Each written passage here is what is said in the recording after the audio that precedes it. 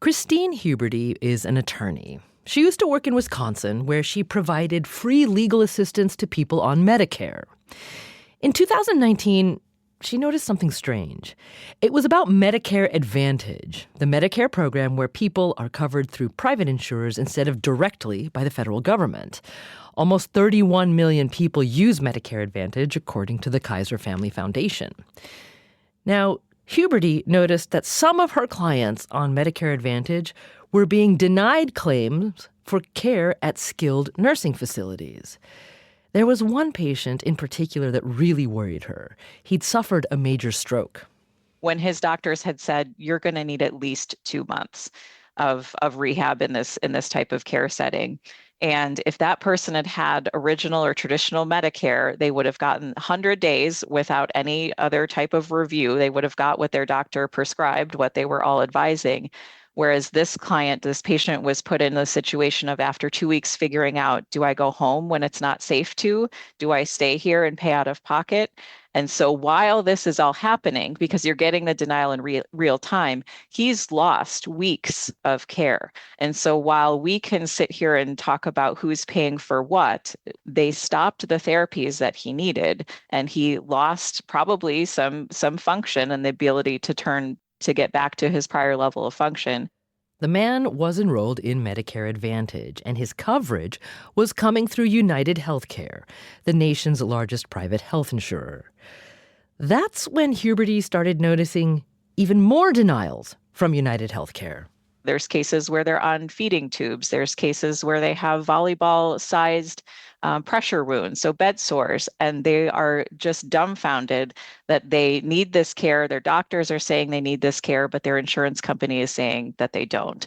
And so we have, hundreds of pages of medical records supporting why they should get this care, and to get that, and to learn then that this is all started by a computer.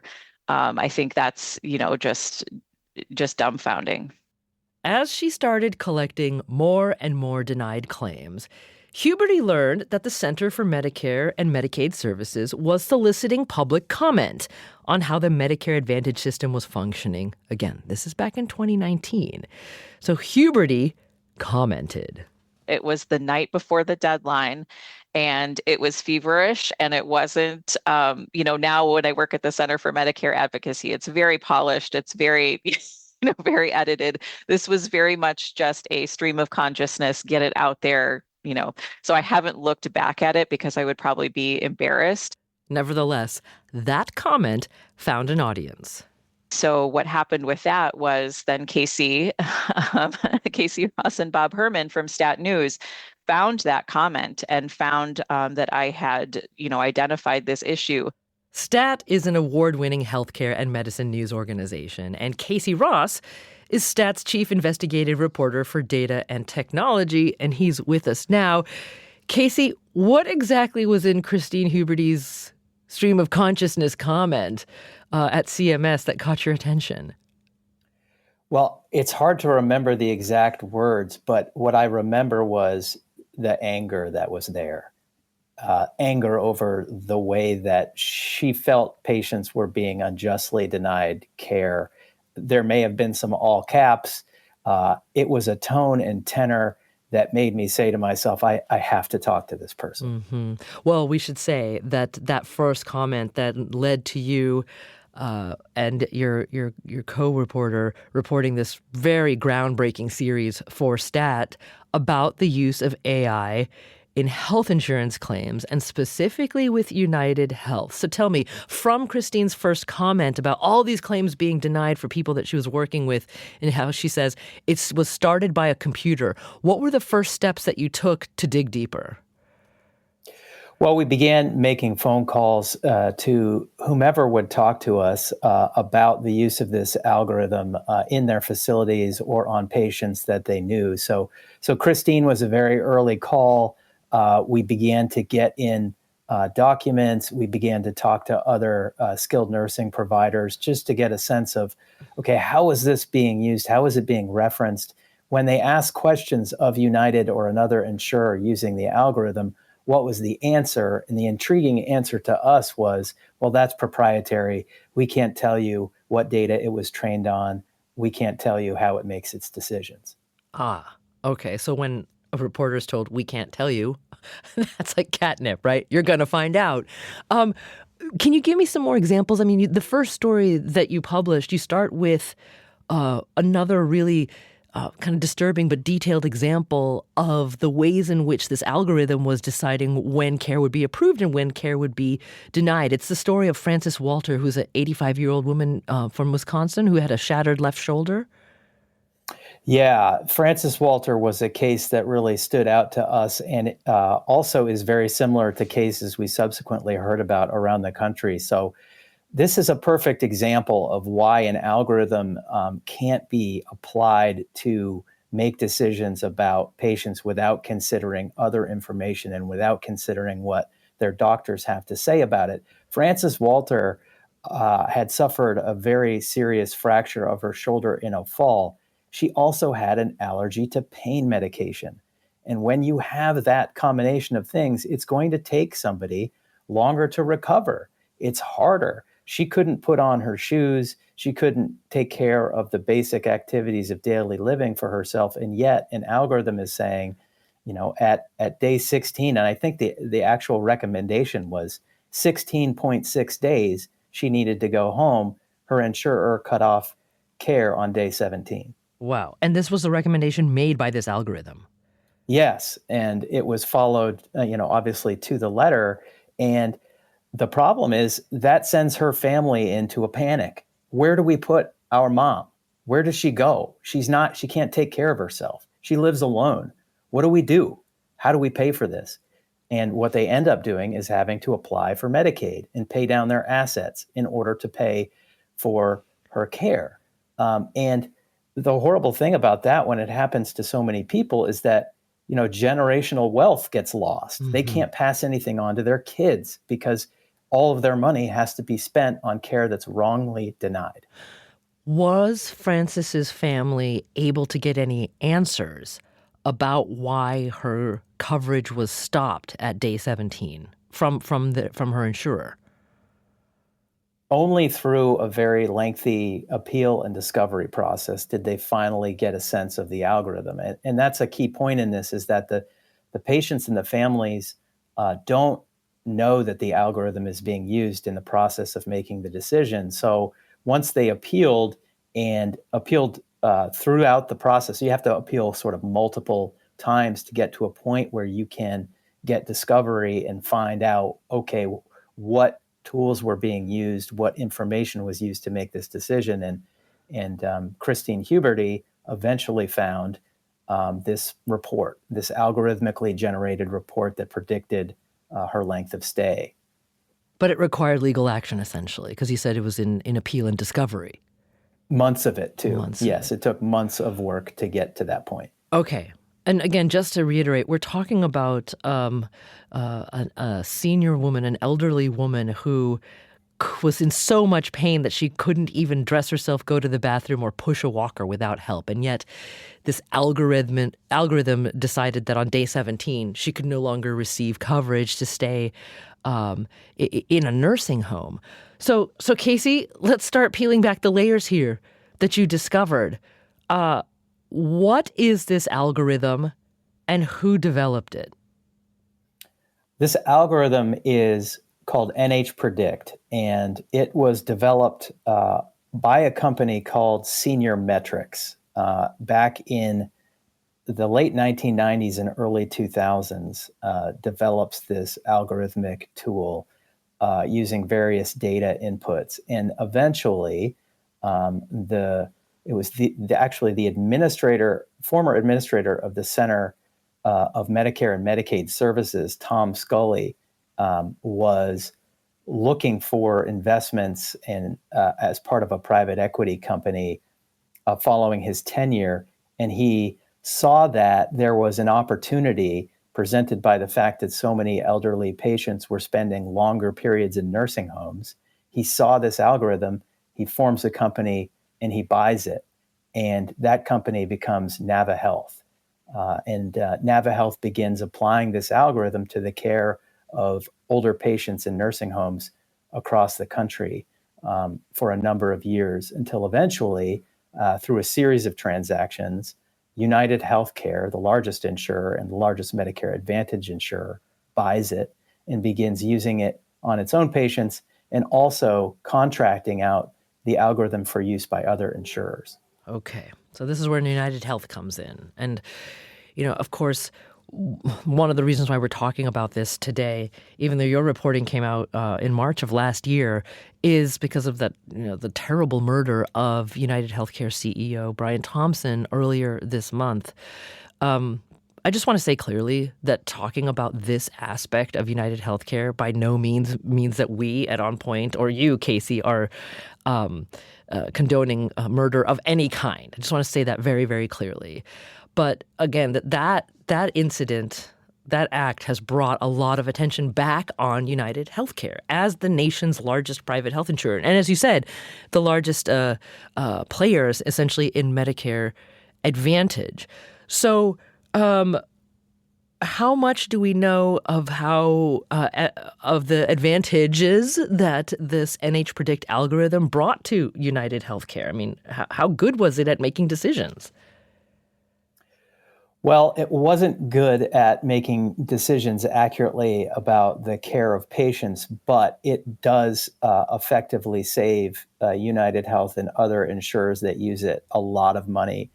Post-acute care in nursing homes after you've had a hospital stay for a serious illness or injury is a very expensive center of cost for a lot of health insurance companies.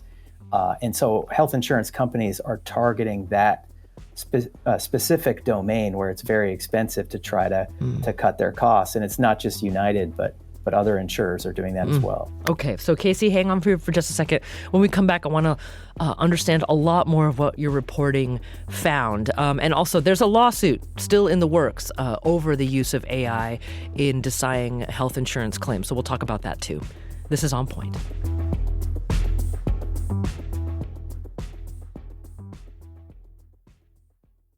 Support for the On Point podcast comes from Indeed. Are you hiring?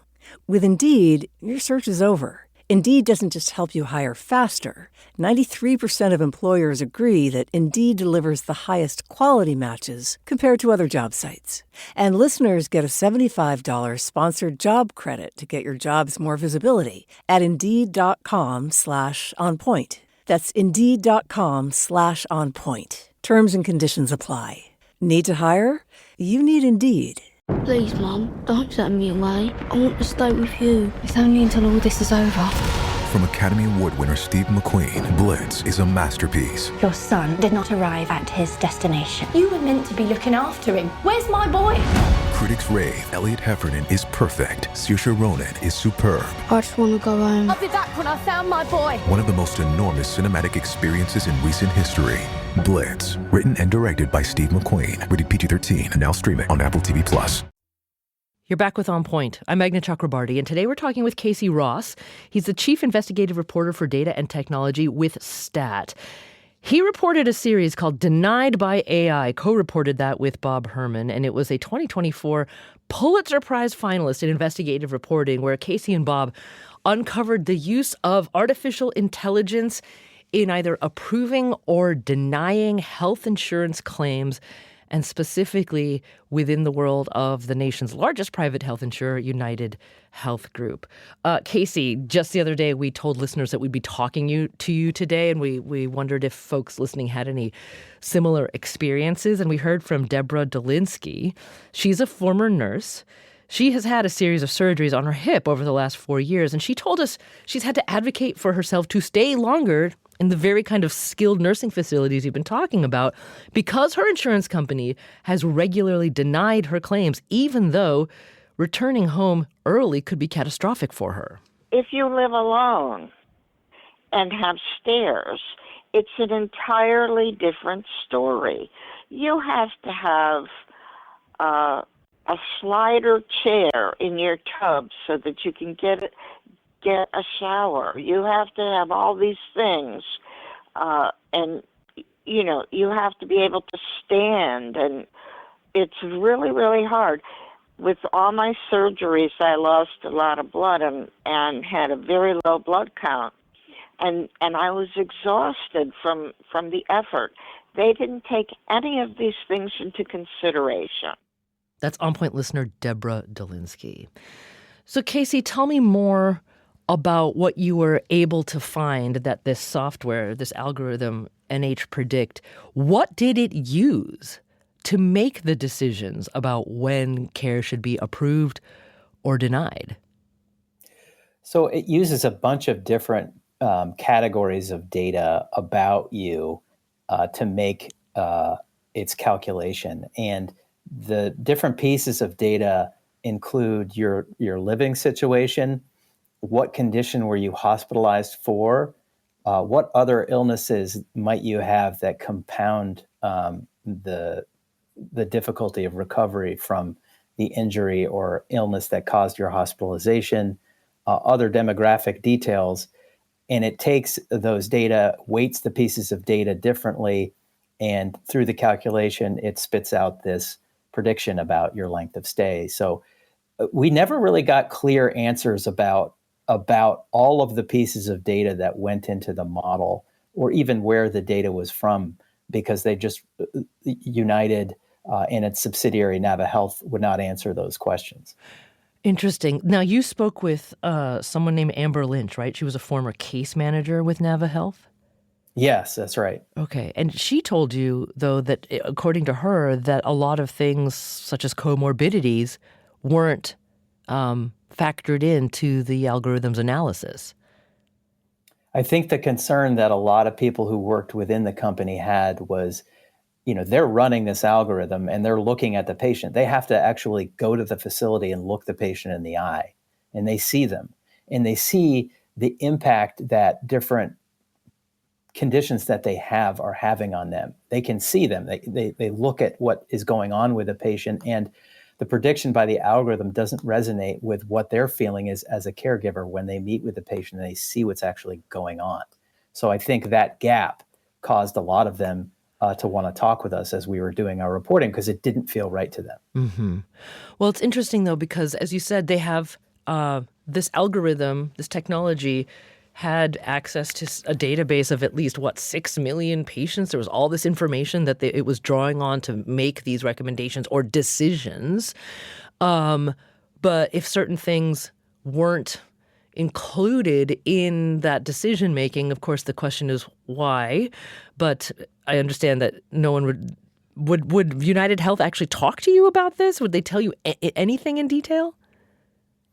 They would. They got on the phone to answer some questions. We had lengthy conversations with them, but they were always on background. They declined to put a person on the record so that we could actually quote their responses and their explanations. They didn't.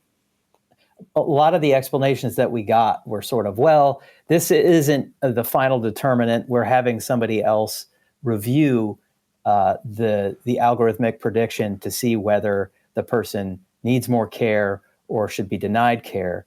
But it's important to kind of understand how the pieces fit together here. So the person that's on the front line that's using the algorithm and also dealing directly with the patient has to make a decision. And that person has to make a decision about, okay, should this patient be denied? And if so, do I recommend that to a medical director who will then review the case? And what was happening was that those people on the front line would feel under pressure to make the decision that they should be denied because their performance was judged based on that. Mm-hmm. Okay. And so then they forward the case, and a lot of these cases they felt were just sort of getting rubber stamp denied once they put them up the line. Okay, so let's go through this in even more detail, because this is a critical part, right? Because AI can actually be quite a useful tool, right? If deployed correctly and thoughtfully, because when we talk about healthcare data, there's so much of it that could be used for good. But the question is, what is the ultimate human decision making? Okay, so if I understand correctly, Casey, your reporting found that when, for example, coverage denials were appealed through the United Health's process, There's an internal appeals process. If I understand it correctly, over 90% of those denials were reversed or are reversed. This is according to the lawsuit that's currently pending against United Health, which implies if those appeals are that successful, that the algorithm is incorrectly denying coverage? Yeah, you could certainly make that conclusion. And unfortunately, so few people appeal and follow through the process. So it's something like 2 to 3% of people actually appeal the denial. So given that gap, you can surmise that the insurance company is getting away with a lot of denials that, if contested, would get overturned. Okay, but someone is telling those case managers who technically offer the final decision on coverage or denial how close they should stay to the algorithm's determination, right? I'm seeing here that in 2022, NaviHealth told its case managers to keep patient stays in nursing homes to within 3% of the number of days projected by the algorithm. Did that bracket get wider or narrower over time, Casey? It got narrower. And this was a really stunning part of our reporting, because you see that these caregivers, instead of having the discretion to make a decision about all of the information they are seeing, are instead being told that you have to follow this algorithm and its predictions within 1%. So if they, as a care coordinator, have 10 patients, and together those patients are allotted 100 days, if that group of patients stays more than 101 days together, then they've missed their performance target. And that's especially disturbing when you think about what everybody always says about AI when it's used. They always say, well, we're going to have a qualified expert human looking at this AI and making a decision about whether the AI's recommendation should be applied or not. In this case, it's the exact opposite. They're being told to follow the algorithm no matter what, almost, within 1%.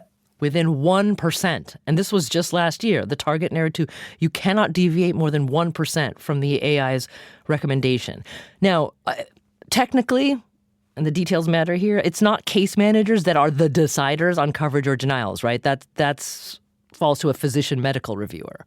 Right. That's the point I was trying to make earlier about. So the case manager basically can only approve additional care, and they would have to go to their manager and say, I think this person needs more care. And the manager would say, okay, give them a couple more days or not.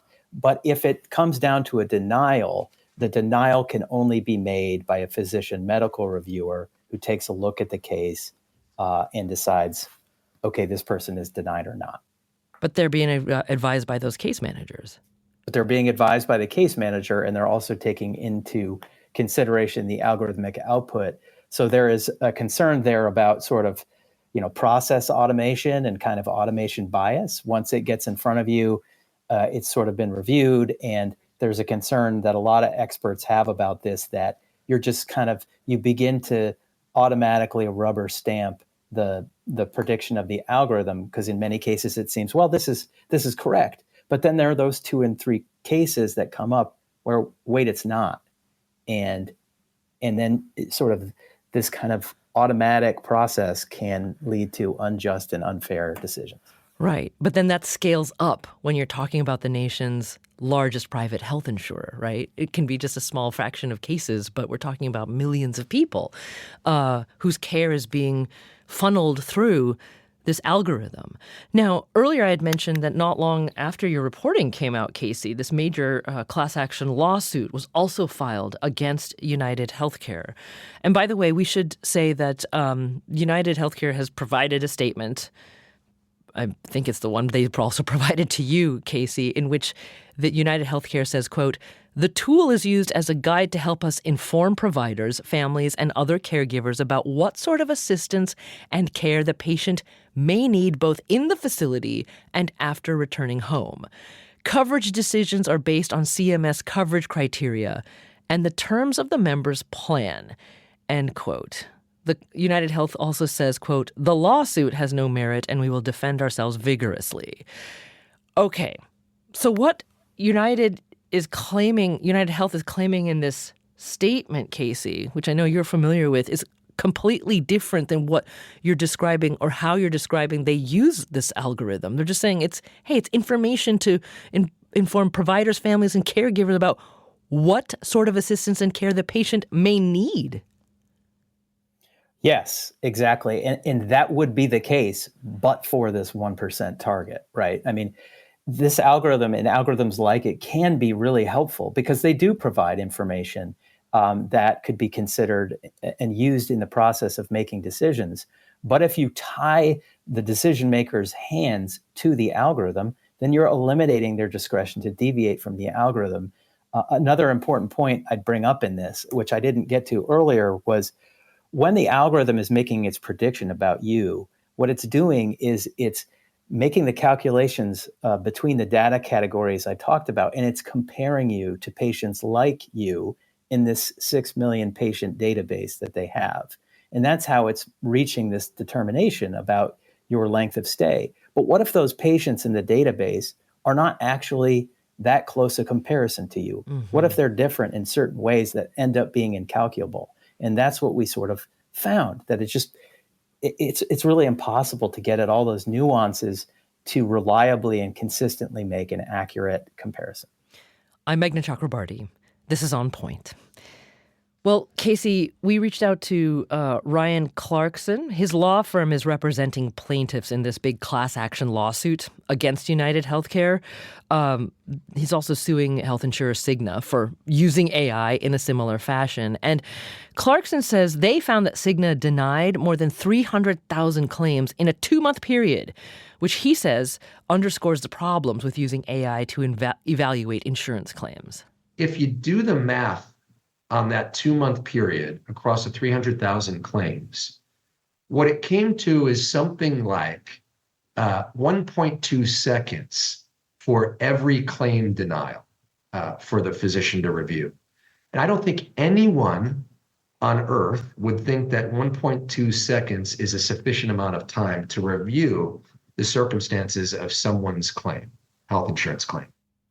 Clarkson also said that one of the goals with this class action lawsuit is he wants to create a larger conversation about the use of AI in healthcare and specifically health insurance. And in order to do that, he's hoping that a judge will allow the case to proceed to trial, which would then lead to a round of discovery. If we are able to proceed, then we will also have the opportunity to conduct discovery and really open the black box of the AI algorithms and code to understand exactly what it is that the AI is made of and how it's being utilized to what we believe to be unfairly deny our clients and other similarly situated health insurance claims. Casey, do you happen to know the status of this class action suit right now? The class action suit is sort of wending its way through the very lengthy motion process. And the Cigna case I'm less familiar with because it's not one I reported on, but the case involving NaviHealth and the use of that algorithm is in the pretrial discovery process right now. There is not a trial date yet scheduled, but it's moving its way through the process. Now, that lawsuit is alleging that United Health and NaviHealth did things such as breach of contract, breach of good faith, fair dealing, unjust enrichment, and insurance law violations in a lot of U.S. states. About that unjust enrichment part, were you able to find any hard numbers or even an estimate on how much money United Health is saving by using NH Predict? Because it's impossible to imagine that this part of the purpose of this tool wouldn't be cost savings. Yeah, I mean, the tricky part is you can only kind of do rough calculations based on the data and denial rates that you see within this particular category of care and how much a typical episode of care costs. But when you do those calculations, you come up with billions of dollars a year. And I would point out that after our reporting, the permanent subcommittee on investigations in the U.S. Senate did an inquiry about this and subpoenaed hundreds of thousands of documents from insurance companies and found, in fact, in those documents that the insurers were predicting that the use of these algorithms would save them billions of dollars a year. And their decisions, importantly, were calibrated directly to what the financial impact would be. If it was going to cost them money, they didn't recommend using it. If it saved them money, they did. Casey Ross is with us today. He's Chief Investigative Reporter for Data and Technology at STAT, and he's walking us through his investigative series on the use of AI in health insurance. There's a lot more. This is On Point. Support for AI coverage in On Point comes from MathWorks, creator of MATLAB and Simulink software for technical computing and model-based design. MathWorks, accelerating the pace of discovery in engineering and science. Learn more at mathworks.com.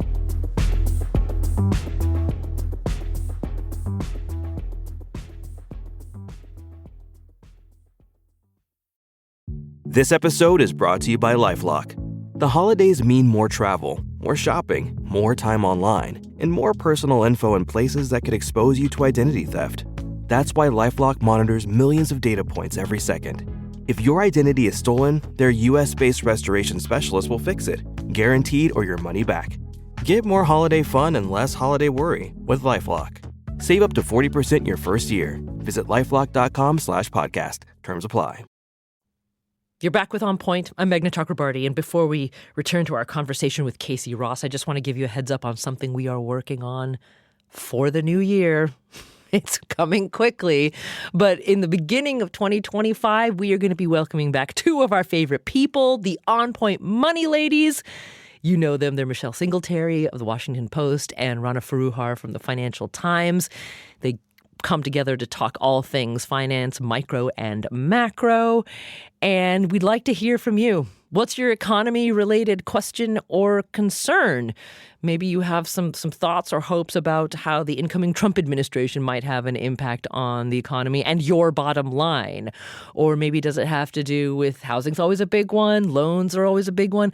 What's your overall question for the inimitable Money Ladies? So you can send us the question through our On Point Vox Pop app.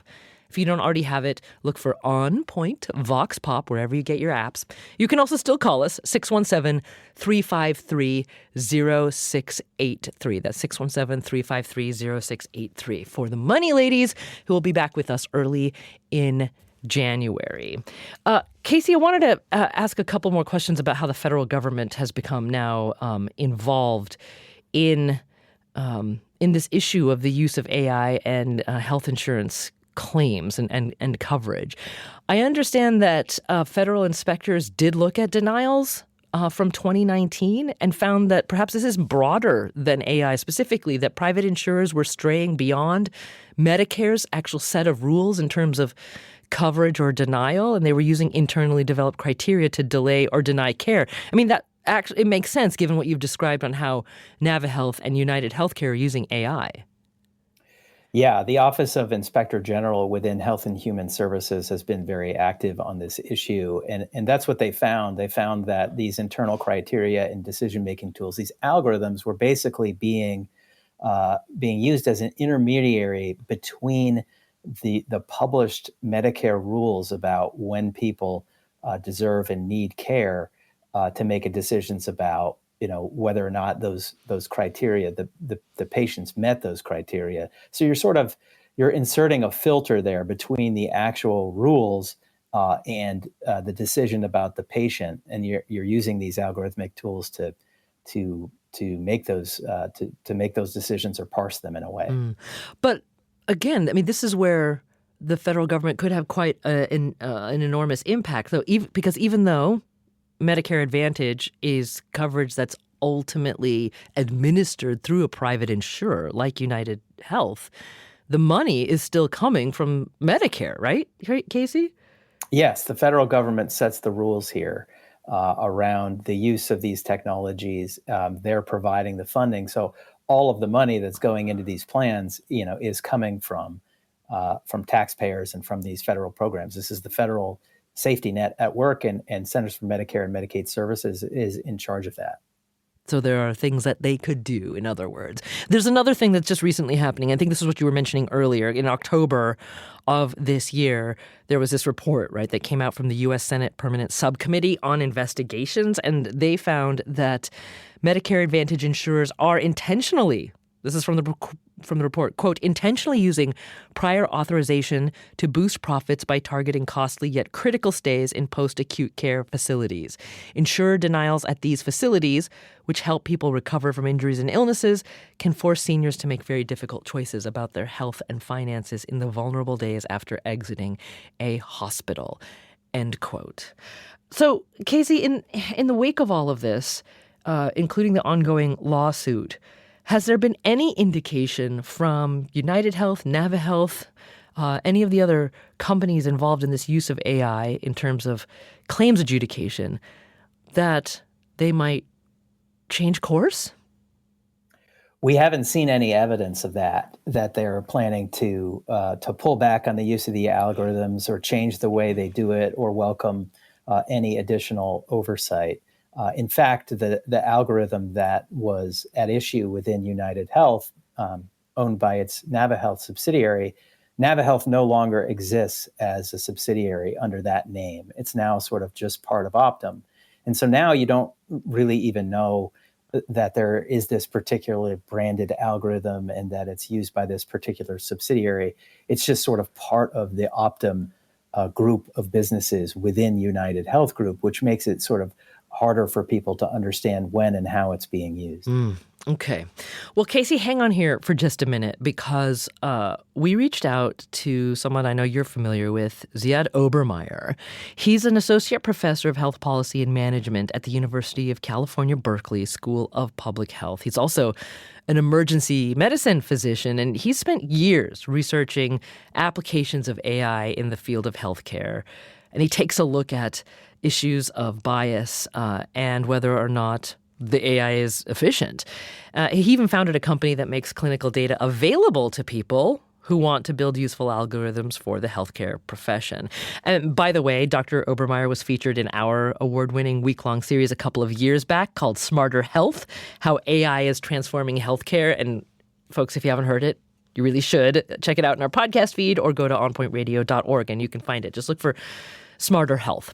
But anyway, we reconnected with Dr. Obermeyer about AI and health insurance. And he tells us that the public actually should not be too quick to condemn AI because having a better way to compare and evaluate coverage needs is in fact critical to insurance administration.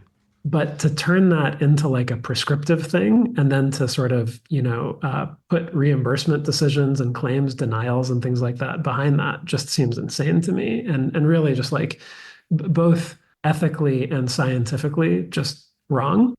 In other words, making the AI the final say in claims decisions eliminates that critical step of human oversight, which is what Casey went over with us, that 1% variance that United Health is allowing. That's why Obermeyer says United Healthcare's use of AI is flawed, because case managers were given instructions and rewarded for adhering to the algorithm and not their own expertise. And Dr. Obermeyer says, that's analogous to rewarding teachers for their students' test scores, for example. You might wish to incentivize a commitment to learning, but you're only incentivizing that teachers teach what's in the test. Choosing that metric is so important, and designing the incentive systems around it in an intelligent way is also super important. And I think that in this case, neither was the metric chosen well, nor was the incentive system around that metric designed well. However, Dr. Obermeyer says there is still room for an ethical use of AI in health insurance. United Healthcare could have used the algorithm to determine when patients were staying in care much longer than normal, and then that information could have actually been used to establish where additional care, not necessarily less care, is needed, which would benefit both patients and the company. Even if you're an insurance company, there's actually something very useful to do there, which is to sort of say, okay, these people have a lot of undiagnosed conditions. if you're in Medicare Advantage, undiagnosed conditions is great. It's like, go diagnose those conditions, then you're going to get more money from Medicare. So it's not even that like this requires people to like sing kumbaya and do the right thing, even if it's bad for business. I think there's a lot of places where like what's good for patients is what's good for business. Dr. Obermeyer says some insurance companies aren't thinking about how to truly maximize AI's potential to improve both insurance coverage and patient health. For example, so I think, like a lot of people have knee replacements and do great. But there's a significant minority of people whose knee replacements go catastrophically.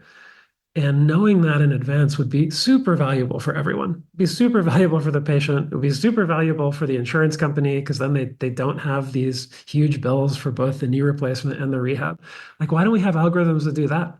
Like, why are we just predicting these dumb things like length of stay? But even in this clear example offered by Dr. Obermeyer, the biggest wall to more sophisticated AI use is the insurance companies themselves. Major insurers and corporations that build these AI tools insist on keeping proprietary data private. Casey talked to us about that just a few minutes ago, meaning they do have access to these huge data sets that, if shared, could potentially generate much better tools, but insurers and tech companies refuse to do that. I think we're really being held back in this area because only a few people at a few different types of companies can access the data. And that's not good for society. It's not good for the economy. It's not good for, anyone except those small number of companies that can access the data. Yet on one hand, Dr. Obermeyer remains optimistic about the potential for AI's use, in healthcare if insurers learn from their mistakes. And that if is where his optimism hits an obstacle.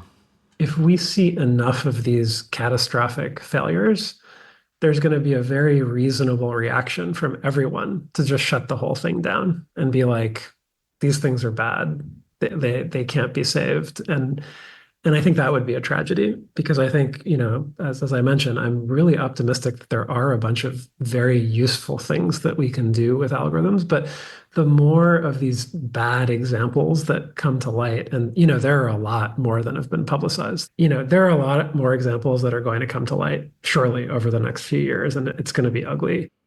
That's Ziad Obermeyer, emergency room physician and associate professor of health policy and management at the University of California, Berkeley School of Public Health. Casey Ross, your reaction to that? Yeah, I think the points are very well made. And I think the problem is that a lot of the decisions about the algorithm, the metrics that are chosen, the incentives that surround it are made behind a corporate firewall that we don't have any visibility into and that there is not any oversight over. Insurance companies right now are free to make these decisions about how they build the algorithms, what data they use, what metrics they choose to use in the process of evaluating patients, and then what incentives they give their employees around the use of the algorithm. And the great irony in all of this, when I think about it, is that when they market these tools and they talk about their use, the insurance companies and others who use them said, well, we're using this to make a better individualized decision about the patient. But when the algorithm is applied in such a hard and fast way, it is missing crucial details about the patient that result in exactly the opposite of an individual, carefully made decision. It results in a generalization that cuts off care at exactly the wrong moment. I'm Meghna Chakrabarty. This is On Point. Casey, we've been talking about claims denials, most specifically in the area of nursing home care or acute care facilities. But these technologies are used across the industry, across healthcare. I'm wondering if in the process of reporting these stories, how did it change sort of your own personal view or personal experience of health insurance in America? Because not only are you a reporter, you're an American who's also using this system. Yeah, absolutely. I mean, when I look at it, I feel like there is a complete failure in communication in a way around what insurers do and how they use these tools and how they communicate about them. to regulators and the public. I mean, insurance decision making is about applying math and statistics to make calculations about risk, and then to write policies that protect various stakeholders from that risk. It's actuarial science. And when you insert these algorithmic tools into that process, it becomes harder for people to understand, and it feels very opaque because there are these calculations being made. And when you're on the other side of that calculation and that decision, it feels cold and it feels unjust, and it can feel like exploitation. And I think a lot of the anger that you see in this very emotional, visceral reaction in the recent weeks is a result of that discrepancy and that disconnect and that complete failure of understanding and communication about what insurance companies do, how they do it, and what the impacts are on the lived experiences of patients every day. On their actual lives, right? So, I want to play one last thing from Christine Huberty, who's the attorney who really kicked off your reporting when she made all these comments about the denied coverage her clients were experiencing. She's now an attorney at the Center for Medicare Advocacy, and we actually asked her if she thinks there are concrete steps that could be taken to improve the use of AI in evaluating health insurance claims. The only thing that should be kicking off a denial is a change in the patient's condition. That would be number one. Number two would be that the treating medical professionals have to have some sort of override for any type of denial that is turned out if they're still using it. And then third, I think they should be able to stop that automatic denials as well. And so there, again, should be some sort of change in condition that prompts another denial or review instead of it just happening automatically. So these are potential systematic, I should say, improvements that could be made. But in the last minute that we have, Casey, I mean, people listening to this are individuals. Is there anything an individual can do, if they're confronted with these denials? I think the only thing an individual can do is know their rights and ask questions, and know what questions to ask. I think it's important to ask about what information was used to make this decision, what tools were made about this decision, and to understand that whatever decision an insurer makes can not just be appealed by your doctor, it can be appealed by you. You can gather your records, you can submit a letter, an appeal directly to the insurance company.